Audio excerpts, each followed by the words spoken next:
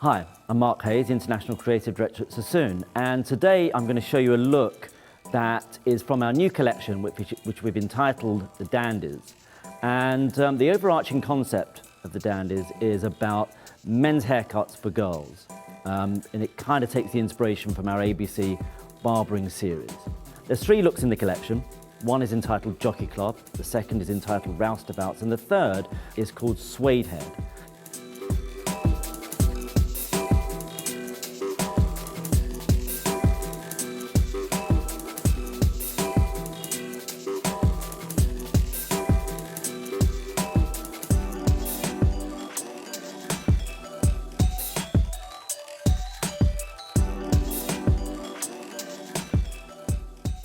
The dandy, also known as a beau, B-E-A-U, or a gallant, was something that became a way of describing men's clothing around the turn of the 19th century, beginning of the 19th century.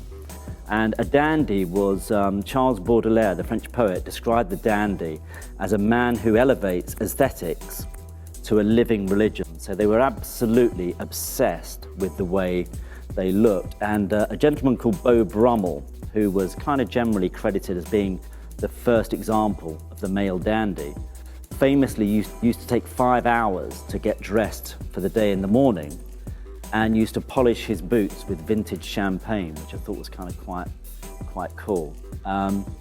So we developed a few looks that we thought really epitomized the concept of menswear or men's hair for girls. The first we called Jockey Club, and Jockey Club was kind of inspired by the English illustrator Aubrey Beardsley, and he used to turn up to his publishers in the morning in a grey morning suit with yellow gloves and a green carnation.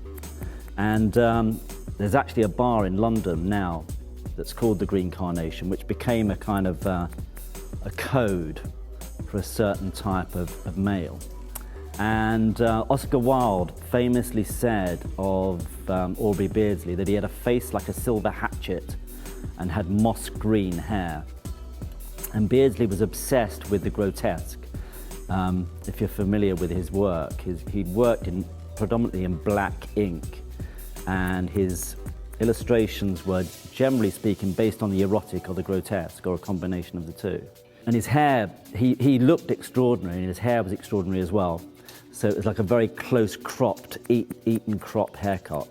So long and foppish on the top, and with a barbered feeling through the sides and through the back. And the Jockey Club, the name comes from a meeting place in Paris where these guys used to go and meet.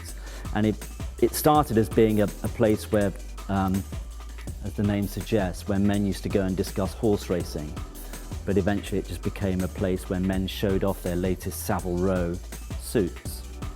So it's a very dressed up look, it's very stylized.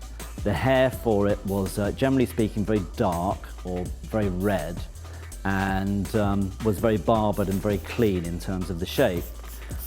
So that was the first look, Jockey Club. And then the second look in the collection, we looked at a different form of menswear, and actually looked at vintage workwear, which is a very big trend at the moment, certainly on the streets of London. And we looked at the workwear that was pioneered in America during the Depression, where men that were working on the oil fields and the sawmills, that type of thing, like really heavy industry.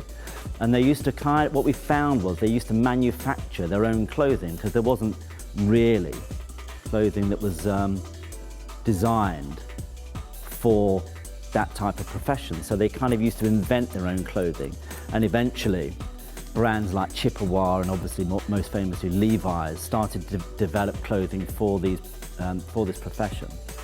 But we kind of thought, to try and make it a little bit more abstract, we would use vintage workwear, but take all of the colour out, taking a bit of a leaf out of the book of Martin Margiela, the French fashion designer.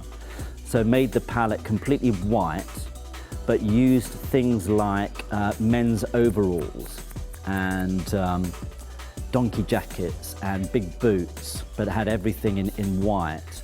And also used as an inspiration a book called The Citizens of the 20th Century, which was published by Taschen. And it was a photography book by a guy called August Sander, who photographed all of the people that lived in Germany around the 20th century.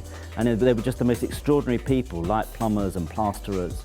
And that was the inspiration for what we called roustabout, which was a collective term for the guys that used to work in the sawmills, etc. The suede heads were a very particular street-style look in London around about 1972.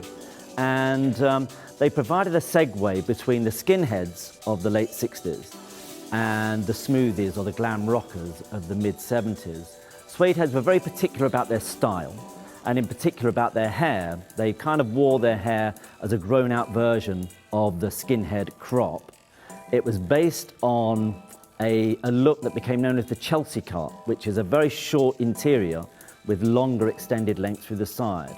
And Sassoon interpreted that around that time with haircuts like the mouche and the Havington, which became, in a sense, it became the third wave of the geometric look of Sassoon. So it was a very short-lived trend, but I think it was a very significant one.